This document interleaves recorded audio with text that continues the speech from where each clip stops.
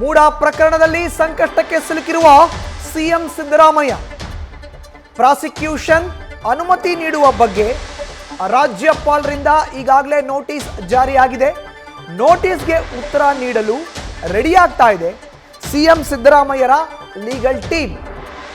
ಕಾನೂನು ತಜ್ಞರ ಪ್ರಕಾರ ಸಿಎಂಗೆ ಇದೆ 10 ದಾರಿಗಳು. ರಾಜ್ಯಪಾಲರ ಪತ್ರಕ್ಕೆ ಸಿದ್ದರಾಮಯ್ಯ ಉತ್ತರಿಸೋದು ಕಡ್ಡಾಯ ಅಲ್ಲ ಅನ್ನೋ ಒಂದು ಮಾಹಿತಿ ಕೂಡ ಸಿಗ್ತಾ ಇದೆ. ಮಾಹಿತಿಯನ್ನು ನೀಡ್ತಾ ಇದ್ರು ನಮ್ಮ ಪ್ರತಿನಿಧಿ ವಿಷ್ಣು ಪ್ರಸಾದ್.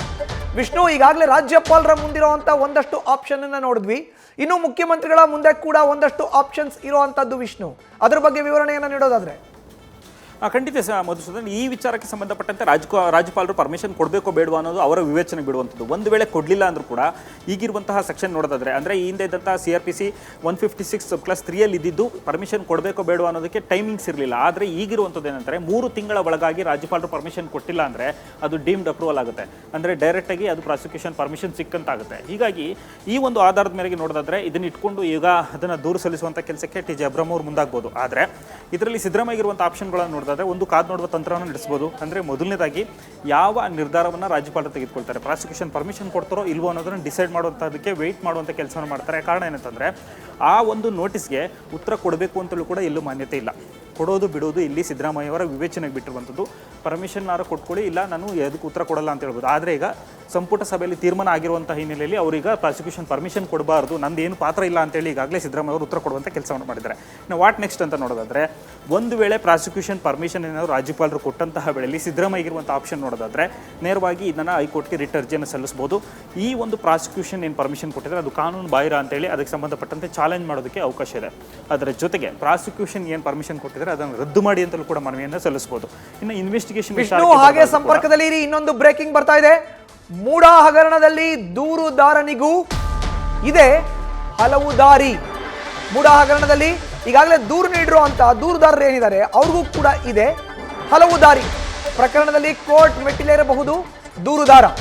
ಸಿಎಂ ವಿರುದ್ಧ ಪ್ರಾಸಿಕ್ಯೂಷನ್ಗೆ ಅನುಮತಿ ಸಿಕ್ಕಿದ್ರೆ ಕೋರ್ಟ್ಗೆ ಹೋಗಬಹುದು ದೂರುದಾರ. ಇನ್ನು ಮಾಹಿತಿಯನ್ನು ನೀಡ್ತಾ ಇದ್ರು ನಮ್ಮ ಪ್ರತಿನಿಧಿ ವಿಷ್ಣು ಪ್ರಸಾದ್. ವಿಷ್ಣು, ಈಗಾಗಲೇ ರಾಜ್ಯಪಾಲರ ಮುಂದಿರುವಂತಹ ಆಪ್ಷನ್ ಬಗ್ಗೆ ಗೊತ್ತಾಯಿತು, ಸಿಎಂ ಮುಂದಿರುವಂತಹ ಆಪ್ಷನ್ ಬಗ್ಗೆ ಗೊತ್ತಾಯಿತು. ಅದೇ ರೀತಿ ದೂರುದಾರರನ್ನ ಕೂಡ ನಾವು ಪರಿಗಣಿಸಬೇಕಾಗುತ್ತೆ. ದೂರುದಾರರ ಮುಂದಿರುವಂತಹ ಆಪ್ಷನ್ಸ್ ಬಗ್ಗೆ ಮಾತನ್ನ ಆಡೋದಾದ್ರೆ ವಿಷ್ಣು? ಖಂಡಿತ ಮಧುಸೂದನ್, ಇದರಲ್ಲಿ ದೂರದರ ಆಗಿರುವಂತಹ TJ ಅಬ್ರಾಮ್ ಅವರಿಗೆ 3 ಆಪ್ಷನ್ಗಳಿರುವಂಥದ್ದು. ಮೊದಲನೇದಾಗಿ ಈಗ ಪ್ರಾಸಿಕ್ಯೂಷನ್ ಪರ್ಮಿಷನ್ ಸಿಗಲಿಲ್ಲ ಅಂದರೆ ಅದನ್ನು ಚಾಲೆಂಜ್ ಮಾಡಿ ಹೈಕೋರ್ಟ್ಗೆ ಹೋಗ್ಬೋದು. ನೇರವಾಗಿ ಹೈಕೋರ್ಟಲ್ಲಿ ರಿಟ್ ಪಿಟಿಷನ್ ಹಾಕೊಂಡು CBIಗೆ ಕೊಡಿ ಅಂತೇಳಿ ಮನವಿ ಸಲ್ಲಿಸೋದಕ್ಕೆ ಮೊದಲನೇ ಅವಕಾಶ ಇರುವಂಥದ್ದು. ಒಂದು ವೇಳೆ ಪ್ರಾಸಿಕ್ಯೂಷನ್ ಪರ್ಮಿಷನ್ ಏನಾದರೂ ರಾಜ್ಯಪಾಲರು ಕೊಟ್ಟಂಥ ಸಂದರ್ಭದಲ್ಲಿ 3 ದಾರಿಗಳು ಬರುತ್ತೆ ಸ್ಪಷ್ಟವಾಗಿ. ಮೊದಲನೇದಾಗಿ ಲೋಕಾಯುಕ್ತಕ್ಕೆ ಕಂಪ್ಲೇಂಟ್ ಕೊಡೋದಕ್ಕೆ ಅವರಿಗೆ ಅವಕಾಶ ಇರುವಂಥದ್ದು. ಆದರೆ ಅದನ್ನು ಕೊಡೋದು ಬಹುತೇಕ ಡೌಟ್. ಕಾರಣ ಏನಂತಂದರೆ ರಾಜ್ಯ ಸರ್ಕಾರದ ಅಡಿಯಲ್ಲಿ ಬರುವಂಥ ಹಿನ್ನೆಲೆಯಲ್ಲಿ ಇನ್ವೆಸ್ಟಿಗೇಷನ್ ಪಾರದರ್ಶಕವಾಗಿ ನಡೆಯುತ್ತೆ ಇಲ್ವ ಅನ್ನೋದು ಡೌಟ್ ಒಂದು ಕಡೆ ಇರುವಂಥದ್ದು.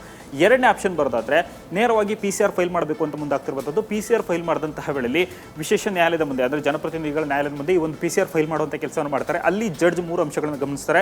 ಒಂದು, ಇವರು ಸಲ್ಲಿಸುವಂತಹ PCR ಅನ್ನು ಪರಿಗಣಿಸಬಹುದು. ಎರಡನೇದಾಗಿ ಕೊಟ್ಟಂತಹ PCR ನ ಪರಿಗಣಿಸಿ ತಾನೇ ಸ್ವತಃ ಟ್ರಯಲ್ ನಡೆಸಬಹುದು, ವಿಚಾರಣೆ ನಡೆಸಬಹುದು, ಸಿದ್ದರಾಮಯ್ಯಗೆ ನೋಟಿಸ್ ಕೊಡ್ಬೋದು. ಇನ್ನೊಂದು ಪ್ರಮುಖವಾದ ಅಂಶ ಏನಂತಂದರೆ ಪ್ರಾಸಿಕ್ಯೂಷನ್ ಅಂದರೆ PCR ನಡೆಸಿದಂಥ ಸಂದರ್ಭದಲ್ಲಿ ಯಾವುದಾದ್ರು ತನಿಖಾ ಸಂಸ್ಥೆಗೆ ಇಲ್ಲ ಯಾವುದಾದ್ರು ತನಿಖಾಧಿಕಾರಿಗೆ ಈ ಒಂದು ಪ್ರಕರಣದ ಇನ್ವೆಸ್ಟಿಗೇಷನ್ ಮಾಡಿ ಅಂತ ಸೂಚನೆ ಕೊಡ್ಬೋದು.